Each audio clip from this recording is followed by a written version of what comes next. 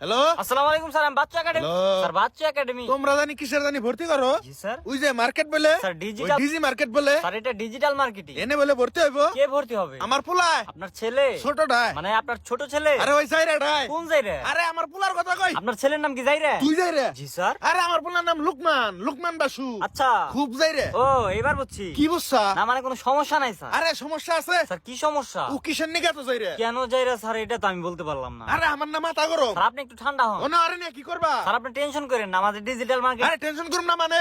আমি তোর বাপ। জি স্যার অবশ্যই, আমি ওইটা বলি নাই স্যার। আরে ভাল লাগি না, বাপ লাগি। জি স্যার আপনি বাপ লাগেন, কিন্তু আমাদের ডিজিটাল মার্কেটিং কোর্স যদি সে করে। ও করবো নাকি, ও পারবো নাকি? জি স্যার আমি একটু বলি। ও পড়াও না, কাম তো করে না। স্যার সমস্যা নাই, ও যদি আমাদের। বুঝে যাইরা এমনি আমি ওর যাইরা কই। স্যার সে জায়রা থাকবে না। যাইরা যাইবো কোনে? না মানে স্যার জায়রা আপনার কাছেই থাকবে, কিন্তু তার মাথায় তো কিছু নাই। তার মাথায় কিছু নাই, কিন্তু এখন কিছু আসবে যদি সে কোর্সটা করে। মুরব্বীদের সাথে এভাবে কথা বলাটা সরি স্যার, আসলে আমি এভাবে। কথার মধ্যে কেমন জানি উচ্চ স্বর। না স্যার, একটু মিস কমিউনিকেশন। সেইটা মেয়েটা আমার হাতে।